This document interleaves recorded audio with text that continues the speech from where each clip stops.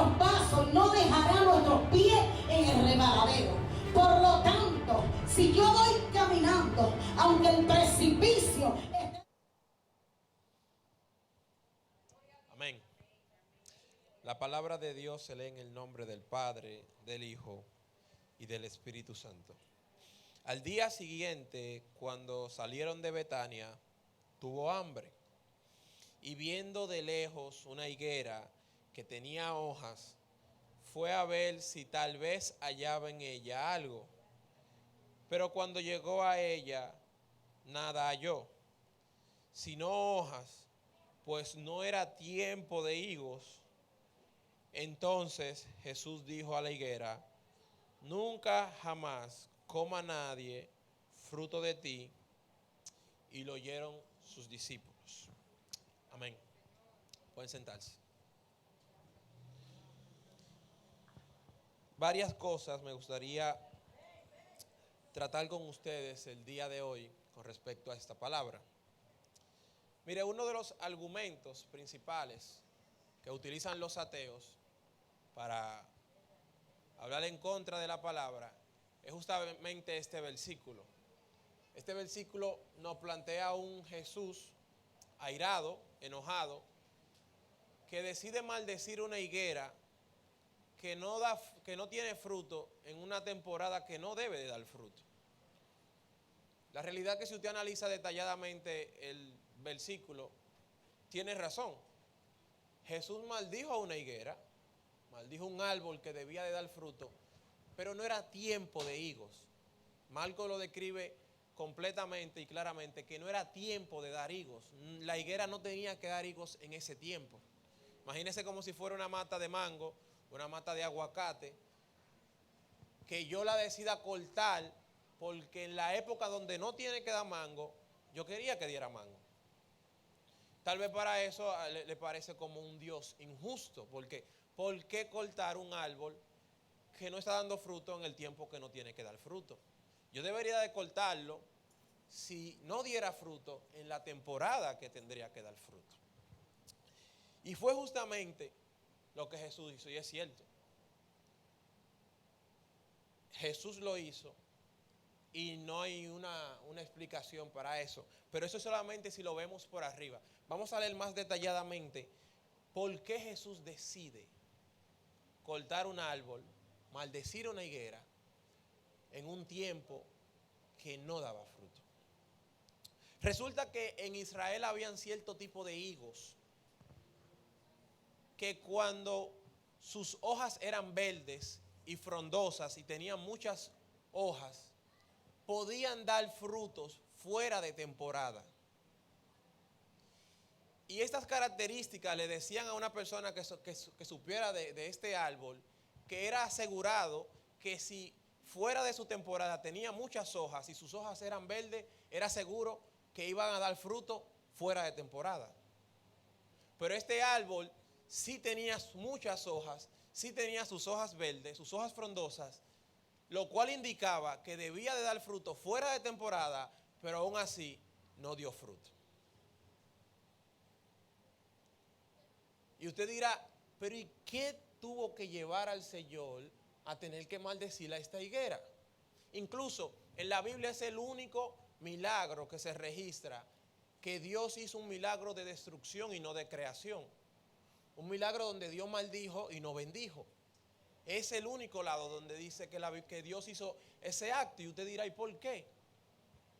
Y era porque el árbol quería aparentar que iba a dar fruto fuera de temporada y aún así no lo dio. Esto era un claro indicativo de que el árbol estaba enfermo. Esto era un claro indicativo de que el árbol, aunque se veía verde, aunque se veía frondoso, aunque se veía grande, vivo, por dentro sus raíces estaban secas. Por dentro sus raíces estaban podridas. Lo que Jesús nos quiere decir con esta parábola es que hay algo que Dios no puede soportar. Hay algo que Dios no puede aceptar en nuestra vida. Y es que nosotros aparentemos algo que no somos. Jesús le está diciendo a la higuera, tú estás aparentando que vas a dar fruto, cuando en realidad tú estás seco, estás podrido. Tú estás engañando a los demás, porque cualquier persona que te ve de lejos piensa que puede ir donde ti a conseguir frutos y tú estás seco, tú estás podrido. Es un poco fuerte la palabra que Dios le está diciendo. Y esta palabra nos lleva a otro punto que lo vamos a hablar más para adelante. Jesús le está diciendo, yo no puedo soportar que tú estés fingiendo ser una cosa, que tú estés aparentando una cosa, porque tú estás destruyendo el plan que yo tengo con mis otros hijos. Yo no puedo soportar que hayan personas que vayan a tu vida pensando que tú eres una persona de dar fruto y cuando se acerquen a ti te den cuenta que tú eres una persona podrida. Porque tú estás dañando el propósito de lo que yo quiero hacer con otras personas. Si una persona va donde ti pensando que tú tienes fruto mío, hijo, y tú estás podrido, van a pensar que yo estoy haciendo un mal trabajo contigo. Cuando el que está fingiendo ser fructífero eres tú, cuando realmente estás podrido. Cuando analizamos bien, entendemos por qué Jesús decide maldecir una higuera que no dio frutos en su temporada. Y lo más interesante de todo este caso es que Jesús cita varios versículos. Muchas personas piensan que Jesús hizo eso de manera autónoma y autoritaria. No, Jesús viene diciéndole y predicándole algo que se había profetizado hace mucho tiempo antes de que Jesús naciera. El profeta Jeremías lo profetizó en su capítulo 8, en su versículo 13, diciendo: los eliminaré del todo, dice Jehová, no quedarán uvas en la vid, ni higos en la higuera, y se caerá la hoja, y lo que le ha dado pasará de ello. Jesús no está diciendo algo nuevo. Él no está diciendo algo que ellos nunca habían visto. Él estaba repitiendo una profecía que ya se había mencionado. Y el que en el pueblo de Israel, el higo, la higuera, era un árbol que tenía dos significados. Si la higuera estaba llena de higos, significaba bendición de Jehová, pero si la higuera no estaba dando fruto, significaba que el juicio de Jehová había llegado. Y Jesús decide realizar este tipo de profecía, este tipo de acto, para mandarle un mensaje claro al pueblo de Israel. Y el mensaje que le dice claramente, también lo podemos ver en Lucas 13, cuando dice: también un hombre tenía una higuera plantada en su viña, y vino a buscar fruto en ella, y no la halló. Y dijo el viñador: he aquí hace 3 años que vengo a buscar fruto en esta higuera, y no la hallo. Córtala. ¿Para qué inutilizar también la tierra? Él entonces respondiendo le dijo: Señor, déjala todavía este año hasta que yo cabe alrededor de ella y la abone. Y si diera fruto, bien, y si no, la cortará después. Lo que Dios le está diciendo con esta cita que él estaba citando es claro. Dios le dijo: se acabó el tiempo de yo permitir de que tú aparentes que das fruto cuando en realidad estás seco. Se acabó el tiempo de yo permitir de que le hagas entender a los demás que eres un árbol sano, que eres un árbol verde, cuando en realidad tus ramas están podridas. Llegó el tiempo de que mi juicio caiga sobre ti, y si tú no das fruto, serás cortado. Es lo que Jesús le quiere decir. Dice Jesús: mi paciencia llegó hasta aquí porque tú estás tronchando mis planes que yo tengo contigo. Y lo más interesante de esto es que esto nos lleva completamente a la explicación de lo que sucede después. ¿Por qué Jesús toma este tipo de acciones?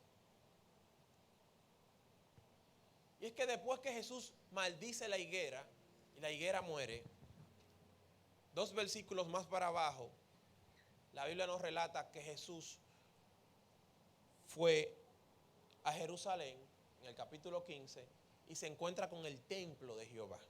Y dice, vinieron pues a Jerusalén, y entrando Jesús en el templo, comenzó a echar fuera a los que vendían y compraban en el templo, y volcó las mesas de los cambistas y las sillas de los que vendían palomas, y no consentían que nadie atravesara el templo llevando un utensilio alguno. Se lo pongo un poco más simple. Jesús se encuentra con una higuera que no da higos. Jesús decide maldecirla. Luego, en su mismo viaje, va al templo. Y cuando llega al templo, resulta que el templo de Jehová, el templo que era para la adoración de Jehová, está llena de vendedores, está llena de comerciantes. Y ellos convirtieron el templo en un negocio, en un comercio. Resulta que en esa misma temporada se encontraban en la Pascua, lo que hacía que muchas personas tuvieran que venir para la celebración. Y yo no sé si usted entiende lo profundo o lo grande que significa para el pueblo de Israel el templo de Jehová. Inmediatamente Israel le construye el templo al Señor, es cuando el Señor hace una promesa de protegerlo y estar con ellos todo el tiempo. Entonces no solamente era el templo, no solamente era como la iglesia, se significaba toda su relación a lo largo de la historia de su pueblo que él tenía con su pueblo. Era algo sumamente importante, era el edificio más importante de todo el pueblo. Y Jesús llega y lo que se encuentra es que su templo ha sido convertido en negocio.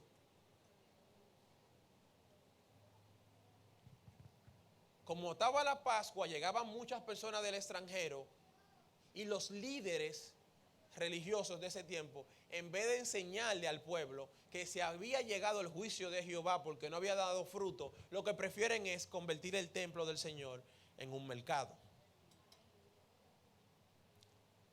Jesús airoso comienza a tumbar todo y a comenzar a sacar a todas las personas.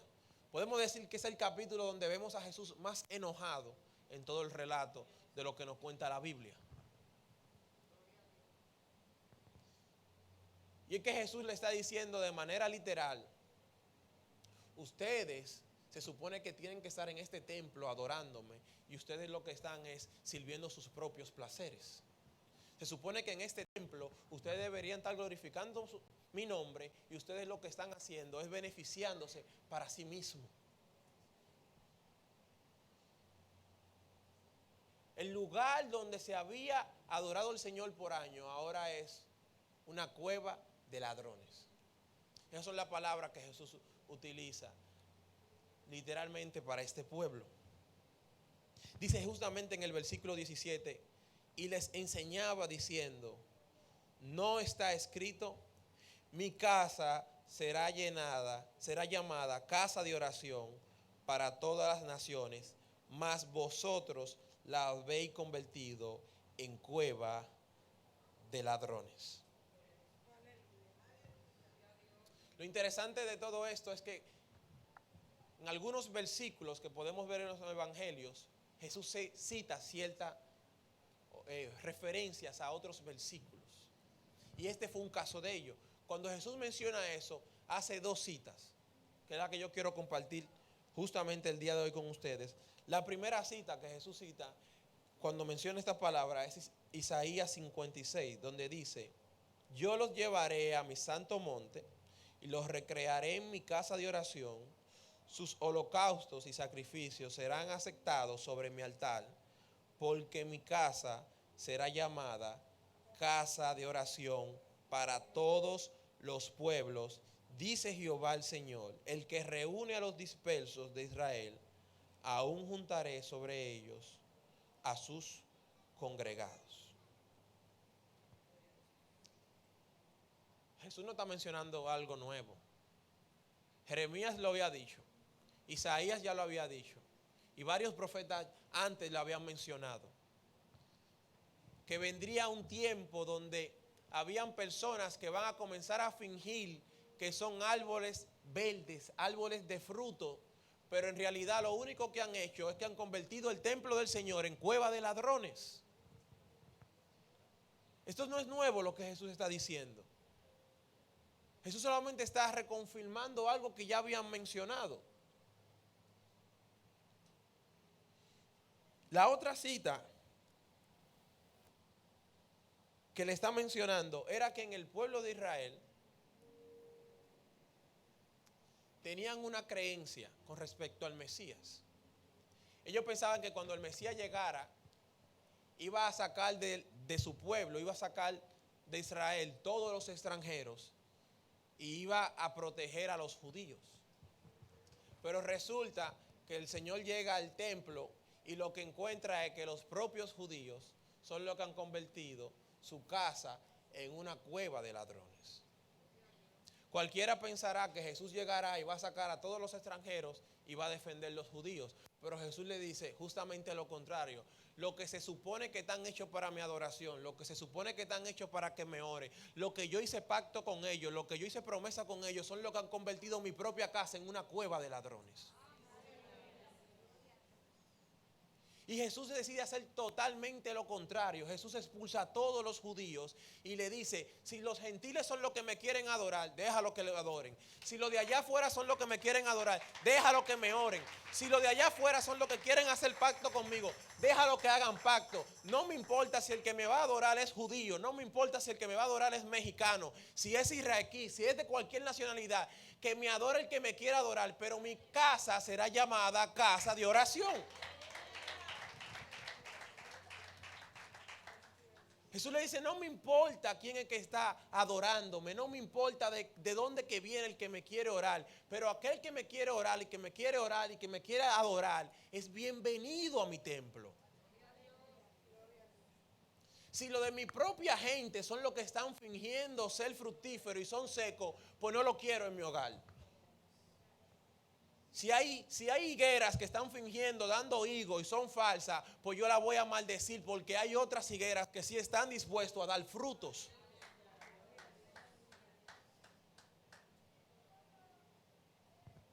Si mi gente no me quiere adorar y lo que quiere convertirse en un mercado, hay otras personas allá afuera que sí me quieren adorar. Hay otras personas que sí están dispuestas a pagar el precio. Hay otras personas que sí están dispuestas a hacer lo que yo les diga que tienen que hacer, con tal de que el nombre del Señor sea glorificado. Y la segunda cita que Jesús hace referencia a ellas es que el pueblo tenía un problema en el tiempo de Jeremías. Jesús también vuelve a citar a Jeremías en el capítulo 7. Y el mensaje en general del libro de Jeremías, le doy un resumen, es que Dios le está diciendo al pueblo de Israel, por culpa de tu pecado, yo te voy a entregar a mano de tus enemigos, que en ese tiempo era Babilonia. Pero eso era algo que en el pueblo de Israel se le hacía imposible comprender. ¿Cómo es posible que nuestro Dios, que prometió defendernos, que prometió cubrirnos, que prometió darnos la victoria, ahora nos está diciendo que Él mismo nos va a entregar a mano de nuestros enemigos? Eso no podía caber en la mente del judío. ¿Y usted sabe por qué? Era porque en ese tiempo se encontraba el templo del Señor en la ciudad. Y el templo del Señor por muchos años fue símbolo de victoria para el pueblo de Israel. Mientras el pueblo de Israel mantuviera el templo del Señor bien cuidado y en buena situación, Dios mantenía su promesa con ellos y no iban a ser conquistados. Y a ellos se les hacía imposible pensar que cualquier nación lo podía conquistar porque el templo del Señor se encontraba en la ciudad. Pero aquí es donde está el problema de la ecuación de ellos. Era que aunque ellos tenían el templo del Señor en la ciudad, ellos mismos habían convertido el templo en cueva de ladrones. Entonces lo que era el templo al comienzo, el pacto original que Él hizo con Israel, se había roto, porque ya no era un templo físico del que el Señor estaba hablando. Dios le estaba diciendo, el templo de su corazón se ha convertido en cueva de ladrones. Ustedes mismos son fingidores, mentirosos, que fingen ser una cosa cuando en realidad son otra. Y si mi templo no está en las condiciones que yo se le entregué, pues mi protección no está con ustedes. Por su pecado yo lo voy a entregar a sus propios enemigos, le dice el Señor. Y es por eso que el mensaje que llevaba Jeremías no podía ser creído por el pueblo. Y es cuando Jesús cita justamente Jeremías capítulo 7, versículo 4, donde dice, no fiéis en palabra de mentira, diciendo, templo de Jehová, templo de Jehová, templo de Jehová es este. Dios le está diciendo, no se engañen a ustedes mismos creyendo que porque ustedes están en el templo de Jehová, sus pecados no lo estoy viendo. No se crean que porque ustedes están en mi santo templo, ustedes van a quedar libres del castigo de los pecados. Alguien tiene que saldar la deuda de las cuentas que ustedes acaban de hacer.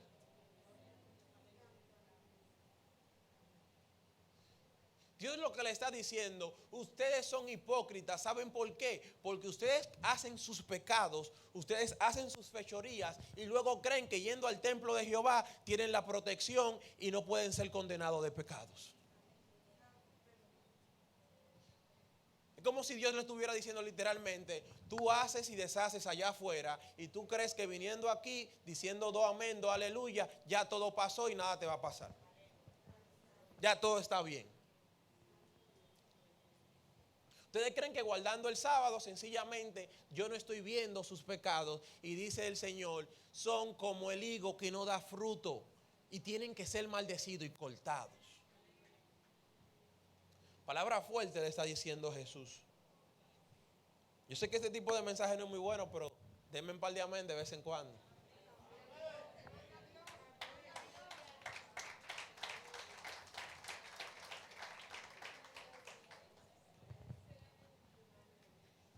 Y esta palabra nos la vuelve a confirmar el Señor en el versículo 8 del mismo capítulo de Jeremías, donde dice, he aquí vosotros confiáis en palabras de mentira que no aprovechan, hurtando, matando, adulterando, jurando en falso testimonio y haciendo incienso a Baal y andando tras dioses extraños que no conocéis.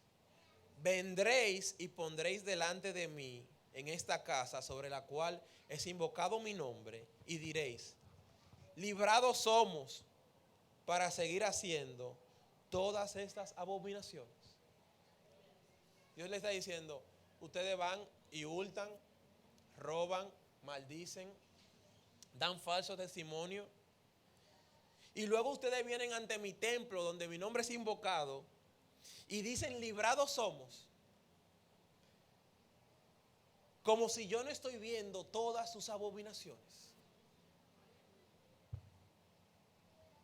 Dios le está diciendo, no te creas que porque tú estás aquí en el templo, tú no vas a tener que dar cuenta por las cosas que tú hiciste. No te creas que porque tú estás en el templo yo no me estoy dando cuenta que tú eres un árbol que aparenta que darás fruto, pero en realidad estás seco por dentro. No te creas que yo no me estoy dando cuenta que muchas personas se acercan donde ti pensando que tú serás de bendición, cumpliendo mi propósito, y cuando se acercan a ti resulta que tú eres piedra de tropiezo para ellos. El Señor te está diciendo, el problema es que lo que tú estás haciendo no solamente te está haciendo mal a ti, tú estás haciendo piedra de tropiezo para otros, porque personas fueron contigo con la esperanza de encontrar algún fruto de Cristo y cuando se acercan a tu vida se dan cuenta que solamente eres hojas. Como decimos nosotros aquí, mucha espuma y poco chocolate.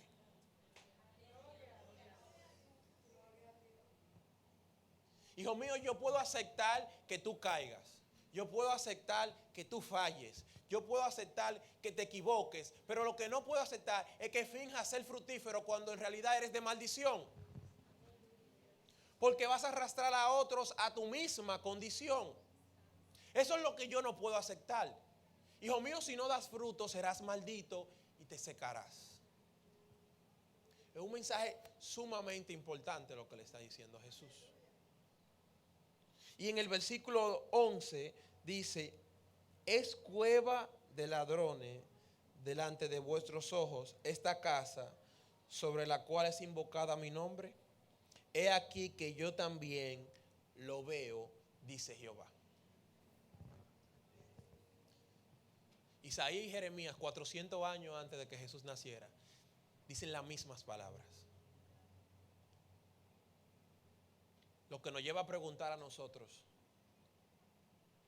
¿esto es cueva de ladrones? ¿En qué momento el templo que te entregó el Señor, en qué momento la palabra que Dios te dio, en qué momento la relación que Dios te dio se convirtió en una cueva de ladrones? ¿En qué momento dejaste de dar fruto y seguiste aparentando que eres una persona fructífera? ¿En qué momento nuestro corazón comenzó a pensar que por el simple hecho de venir al templo, que por el simple hecho de estar en el templo, ya yo estoy protegido del juicio del Señor? Que yo puedo hacer cualquier cosa allá afuera y si yo vengo y oro 3 horas aquí, ya yo estoy sano.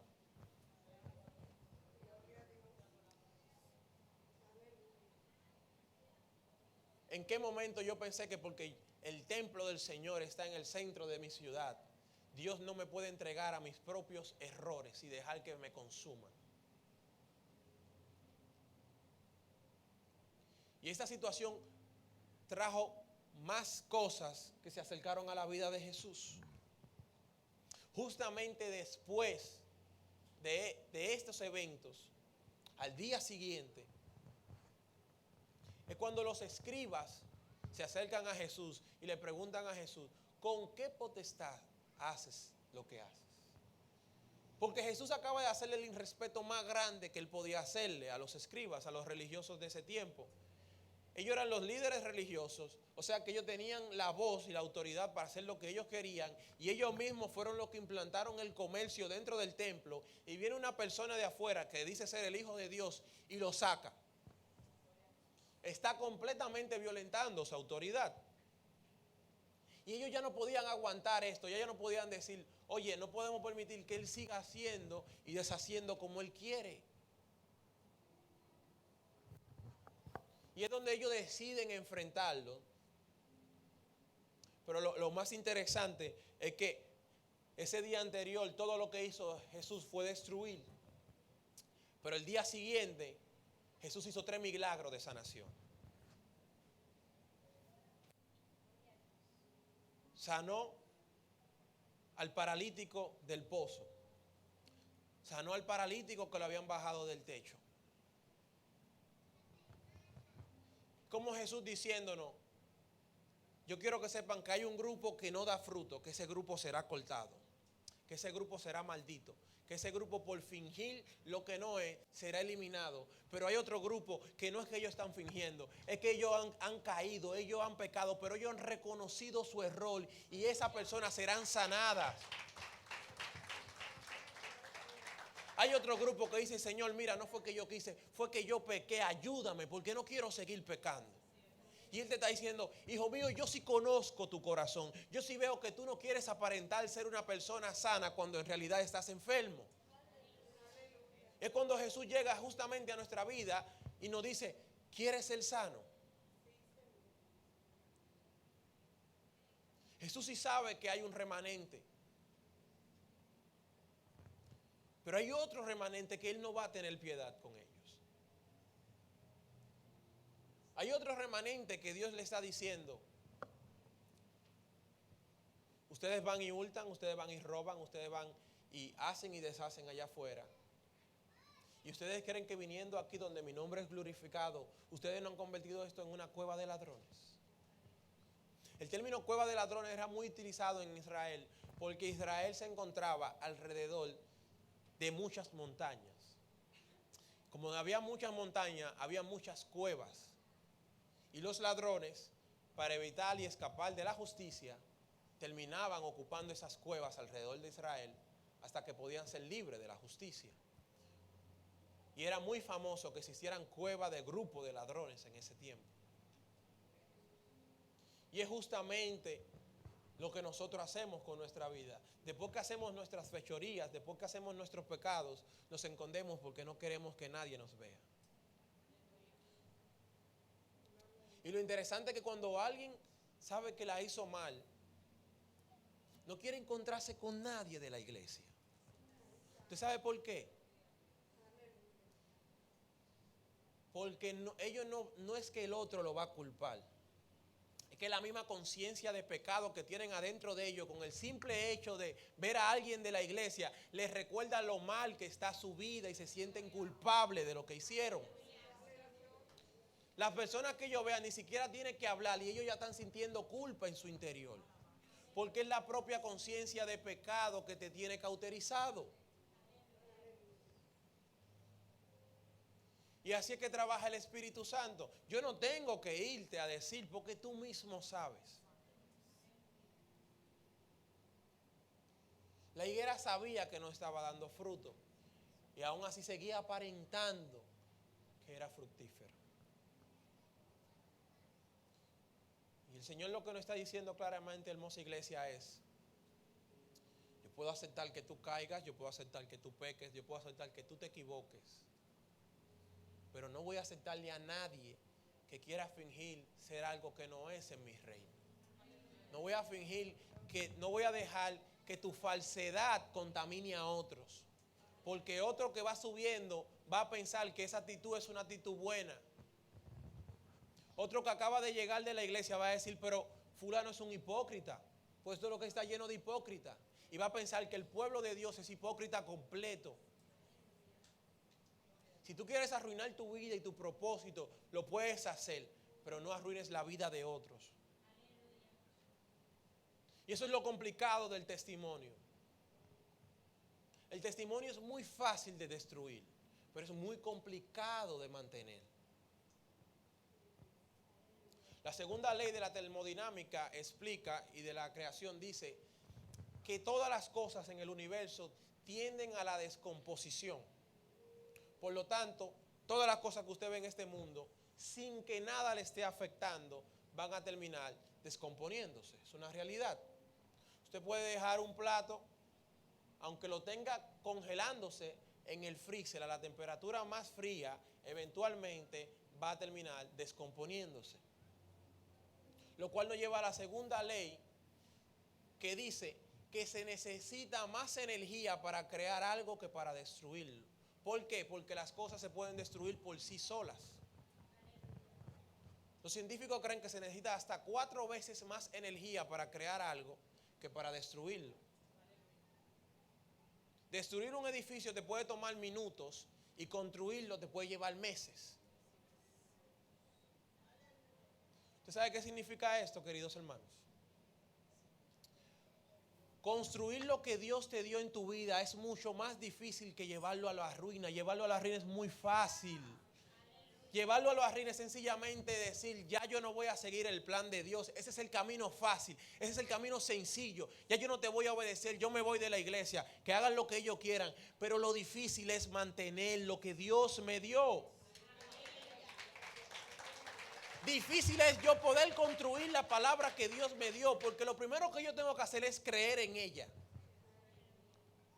Y luego que yo creo en ella, yo tengo que comenzar a trabajar en ella. Y esto es una clara evidencia de lo poderoso que es Dios, que el trabajo principal de Él es construir cosas y el de nosotros es destruir. Así que es muy fácil destruir tu testimonio. Lo difícil es mantenerlo. Y es por eso que Jesús está tan enojado con este tipo de gente que lo lleva al punto que sin pensarlo 2 veces lo maldice y muere. Por eso está tan enojado, porque Él dice, hijo mío, tú estás cogiendo el camino fácil. Tú estás cogiendo el camino difícil y yo no cogí el camino fácil. Dios sabía que el camino fácil era dejar que la humanidad pereciera. Él dice, yo estoy cogiendo el camino difícil. Y si yo estoy cogiendo el camino difícil, que soy Dios, que tengo el derecho de coger el camino fácil, ¿por qué tú quieres coger el camino fácil?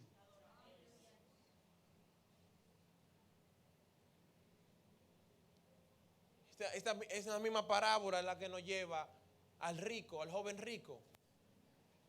No cualquiera es capaz de dejarlo y renunciar a todo, coger su cruz y seguir en pos de mí. Porque Jesús está hablando, es más fácil yo ignorar, es más fácil yo dejar todo que negarme a mí mismo y comenzar a seguir a Jesús. Es mucho más fácil eso. Pero Jesús lo dice una vez más y lo mantiene. Aquel árbol que no da fruto será cortado y maldecido. Así que yo quisiera que usted se ponga sobre sus pies. Ahí donde está. Y comience, me gustaría que cierre sus ojos, comience a adorar el nombre del Señor.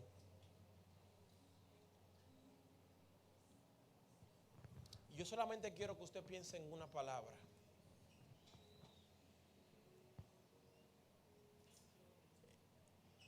¿En qué momento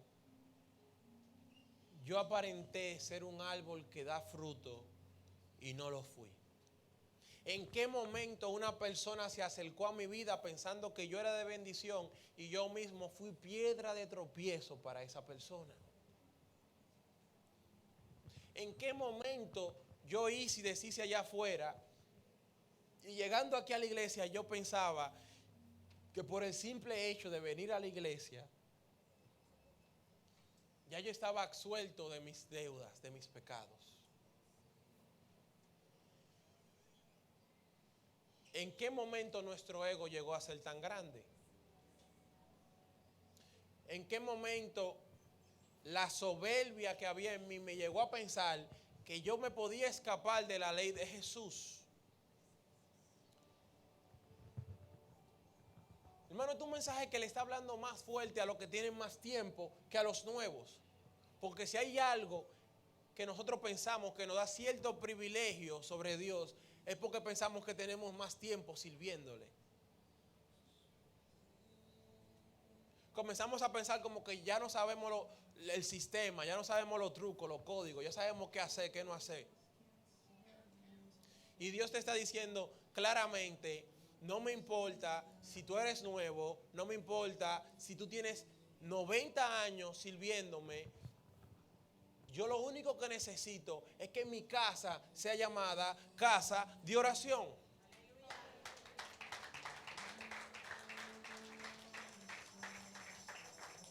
No me importa a quién yo tengo que cortar, no me importa a quién yo tengo que eliminar, no me importa a quién yo tengo que maldecir, pero en mi casa solamente se quedará aquel que está dispuesto a adorarme incondicionalmente y a ser transparente delante de mi presencia, dice el Señor.